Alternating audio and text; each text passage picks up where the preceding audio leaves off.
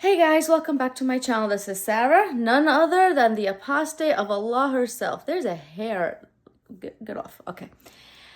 I'm sure you guys heard, if you guys are around any kind of like dawagandist stuff going on, like online, social media and whatnot, talk about how Islam gives women rights. How the world sexualizes them, but Islam doesn't do that. It preserves them, it gives them dignity. I find that funny because they either have the concept of what rights is skewed, or they're just flat out lying, playing that taqiyya game card to get people attracted to Islam. Because I can't tell you how many times I've went online and I saw this Muslim, Islam gave me purpose and it just made more sense and it made me feel more modest. But anyway, did you know that in Islam, if a husband divorces his wife 3 times,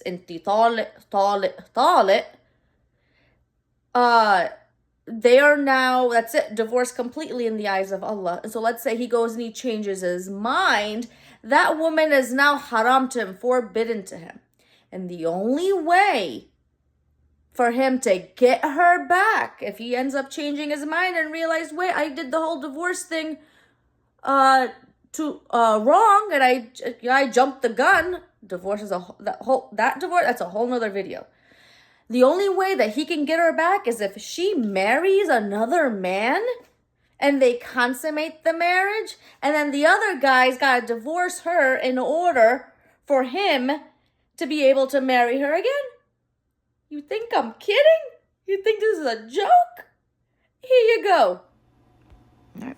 This is Surah Al-Baqarah. This is chapter 2, verse 230 in the Quran.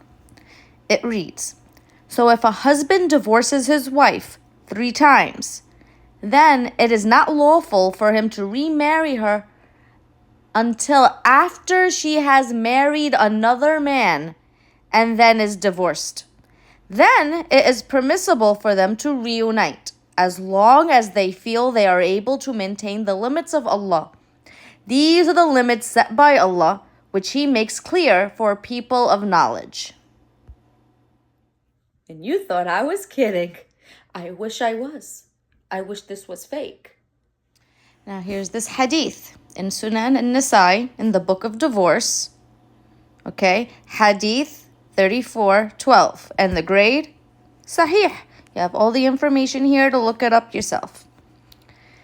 It was narrated from Aisha that a man divorced his wife 3 times, and she married another husband who divorced her before having intercourse with her. The Messenger of Allah was asked, "Is she permissible for the first husband to remarry her?" He said, "No, not until he tastes her sweetness as the first tasted her sweetness." This is disgusting. And last but not least, here is the other hadith. Narrated Ikra. Sahih al-Bukhari 58:25. Narrated Ikramah. Rifat divorced his wife, whereupon Abdurrahman bin Az-Zubair al-Qurayzi married her. Aisha said the lady came wearing a green veil and complained to her, Aisha, of a husband, and showed her a green spot on her skin caused by beating. This is domestic violence is halal in Islam. And it was the habit of ladies to support each other. So when Allah's messenger came, Aisha said, "I have not seen any woman suffering as much as the believing woman. Look, her skin is greener than her clothes." So here Aisha even notices that women, the believing women, are suffering more than the unbelieving women. This is something she has never seen before in her life, and she's astonished. But that's not the point of this video. When Abdurrahman heard that his wife had gone to the Prophet, he came with his 2 sons from another wife. She said, "By Allah, I have done no wrong to him, but he is impotent and is as useless to me as this," holding and showing the fringe of her garment. Abdurrahman said, "By Allah, O Allah's messenger, she has told a lie. I am very strong and can satisfy her, but she is disobedient and wants to go back to Rifah. Allah's messenger said to her, now this is the part I want to get to. If that is your intention, then know that it is unlawful for you to remarry Rifat unless Abdurrahman had sexual intercourse with you. Then the Prophet saw two boys with Abdurrahman and asked him, are these blah, blah, blah, blah. This is not the point. I want to know what in the world was going on Muhammad's head when he came up with this idea and made it a law in Islam. This is part of Sharia. This is it. Like, okay, food laws. All right, you can't eat pork. All right, okay, you gotta, rituals. You gotta cleanse yourself this way and face this way. Yeah, all shenanigans. Okay, but the law after. So this woman, in order for her to go back to her ex-husband, even if she doesn't want him, but either way, she needs to get remarried and give up her body to a different man. And what happens now if that other man now doesn't want to divorce her?